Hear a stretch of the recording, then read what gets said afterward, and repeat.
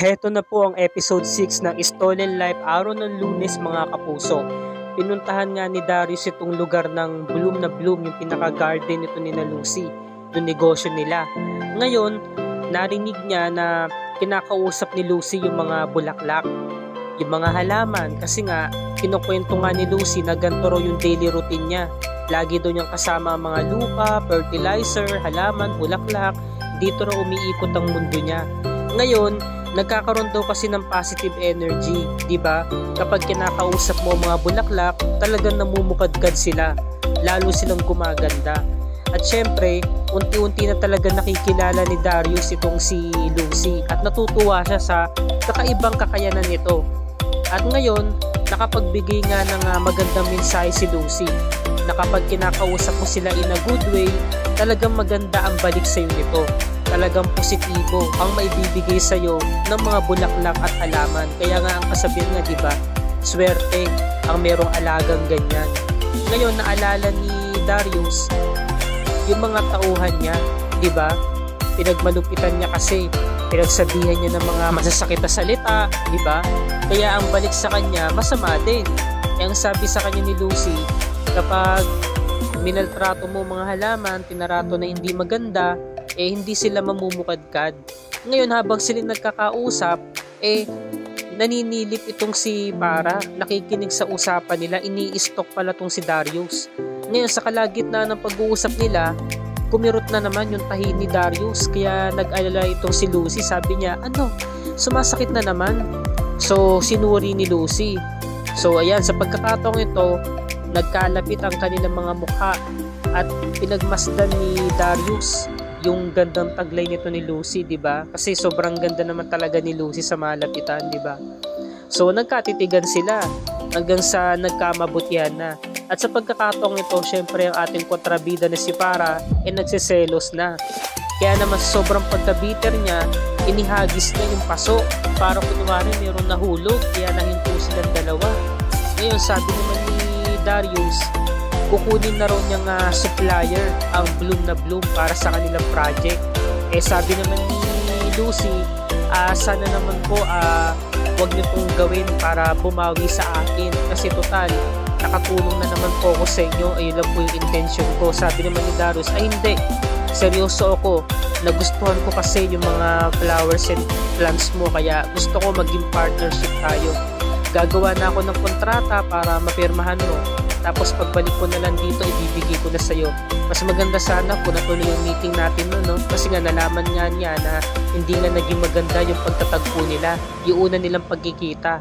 Pero sa pagkakataong ito, nagustuhan naman ni Darius yung business ni Lucy at syempre meron din talaga siyang pakay. Gusto niyang mas makilala pa ang owner nito na si Lucy, diba? Kaya naman nung pag-alis na nga ni Darius, bigla nagtago itong si para hindi siya mahuli ng boss niya na sinusundan pala siya. Ngayon, nung kukunin na nga ni Lucy yung halaman na nabagsak, kinausap niya, naku, ano bang ginagawa mo rito? Sinadya mo talaga magpalaglag, no, para maistorbo kaming dalawa ni Darius, no? Ngayon, habang inaayos nga ni Lucy yung kalat, biglang sumugod itong si Para na akala mo kung sino. Sabi naman ni Lucy, anong ginagawa mo dito? Sabi naman ni Para, nga pala, hindi nga pala ako welcome dito. So, binalaan niya si Lucy na wag na makalapit-lapit pa kay Darius, kay Sir Darius niya, kasi nilalandi niya daw ito. Ngayon, nagpaliwanag naman si Para, dagdag pa niya, at meron ka pang sinasabi na nalalaman na nakita mo si Sir Darius sa panaginip mo. Sabi naman ni Lucy sa paliwanag niya, totoo Para, hindi ako nag-iimbento, nag-astral travel ako. Yun ang dahilan kung bakit ako nakapunta sa kinaroroonan ni Sir Darius, kung bakit ko natunto ng lugar niya. Ngayon, hindi naniniwala si Para kasi nga sabi niya, akala ko ba ayaw mo ng pag-aralan yun? Ba't ngayon sinasagawa mo pa? Saka nagkukunwari ka pa? Paano mo nalaman yung lugar ni Sir Darius? Sabi naman ni Lucy, sinabi ko na nga siya, diba? Bigla na lang ako napunta doon, hindi ko rin alam. Ngayon, binalaan talaga siya ni Para, diba? Kasi nga sabi nga ni Lucy, nagkataon lang daw talaga yun. Sabi naman ni Para, nagpapaliwanag ka pa. Ngayon, habang nasa kotse si Darius, kanina pa pala tawag sa kanya si Ace. Napaliwanag naman si Darius na naiwan daw yung phone niya sa loob ng sasakyan. Yun pala, meron na palang balita ang mga pulis. Nahuli na raw yung dalawa sa mga suspect na nanaksak sa kanya. Ngayon, sabi ng lola niya, yun lang ang sinabi ng mga pulis. Yung babae nakakita ka mo sa kanya, hindi ba yung kasabwat? Hindi ba yung kasama? Sabi naman ni Ace, yun, ibinigay sa lola niya yung telepono. Dahil sabi nga ni Ace, hindi daw yun. Wala raw na sabi mga pulis na meron silang kasamang babae. At pinaliwanag naman ni Darius sa lola niya, sabi niya, mamita, yung pupang tinutukoy niyo ay si Lucy. Wala po siyang kasalanan. Sa totoo nga po, nagkita na nga kami. Nagkita na kayo? Opo. At ramdam ko na mabuti siyang tao. Mabait siya. No? Napatunayan ko na wala siyang kasalanan. Hindi siya kriminal. Ngayon, natatawa sa kanya si Ace. Sabi niya, kuya, talaga bang naniniwala ka sa babae yun? Para sa akin, para siyang baliw. Sabi naman ni Darius, no? Yun ang sinabi niya. Kaya naniniwala naman ako dahil wala namang may mali sa kanya. Nakita ko diba?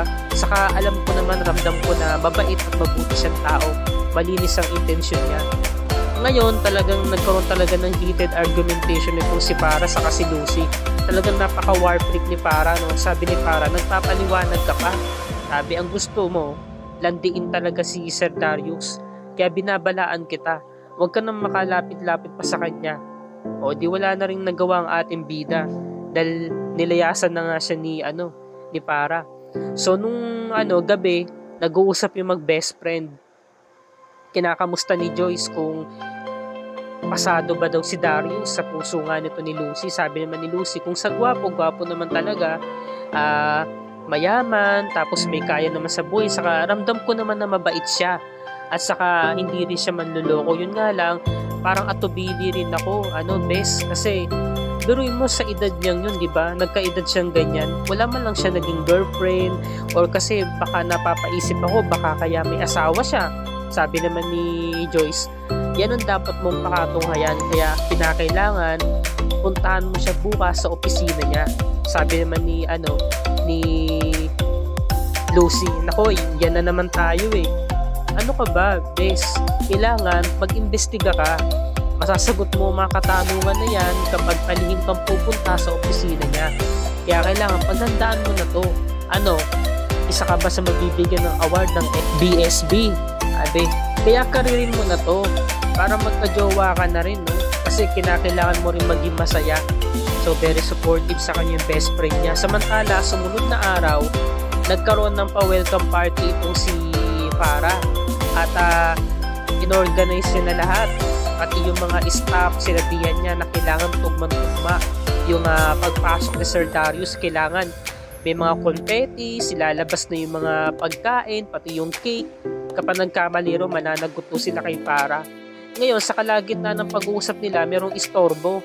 Tumawag yung mga tauhan nila sa site at meron palang problema, kaya pinababalik si Sir Darius sa site nila.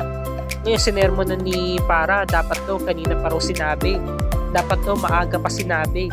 Ngayon, pumasok na pala si Sir Darius na hindi nila alam.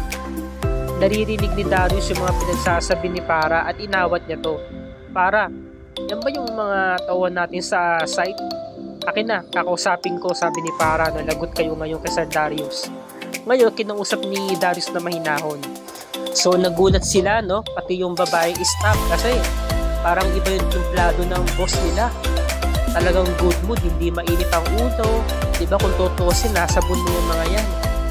Ngayon, habang busy nga si Sir Darius sa pagkakausap sa mga trabahador nila, biglang pumasok yung mga staff at may mga dala-dala na nga kasorpresa. Ngayon, sinabi ni Darius sa susunod, huwag mo na silang pagsasalita ng ganun, huwag mo silang pagtataasan ng boses dahil nakakababa sila ng moralidad. Sabi naman ni Para, pansin ko lang sir, ba't parang ang bait-bait mo, samantalang sila naman may kasalanan na. Okay, sige, kalimutan na lang natin yan dahil meron kami pa-surpresa sa'yo. Yun, nagulat si Darius. Sabi ni Darius, ang daming handa Tapos pinaputok na nga yung poppers. Ayan. So, gagawin daw nila lahat para mapasaya siya kasi nga, nagbabalik muli siya sa trabaho. Anything for you, sir, gagawin ko.